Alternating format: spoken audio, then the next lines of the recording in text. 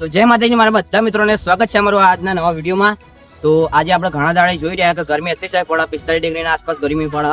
તો આપણે માણસ છીએ, આપણે ગમે જગ્યાએ પાણી માંગી લઈએ અને પીએ લઈએ, પણ બચારા પક્ષીઓ ચોકન જાય। એટલે આજે મેં એવી સગવડ કરી આજુબાજુનો જેટલો જંગલનો વિસ્તાર જે પક્ષીઓ સૌથી વધારે આવે પાણીની સગવડ નહીં, તો એટલે આપણા કુંડા બનશું। મિત્રો આપણા જોડે હાથ મોઢું હોય તો આપણે ગમે તેને કહીએ કે પાણી પાવો, પણ પક્ષીઓ બિચારા ચોકન જશે, એટલે પક્ષીઓને પણ પાણી પીવાની સગવડ કરી દેજો।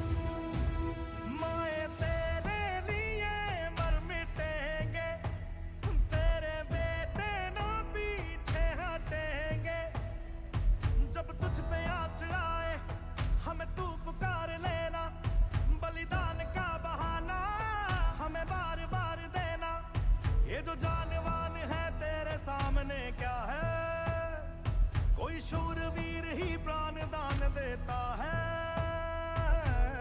माँ से है माटी, माँ से है माँ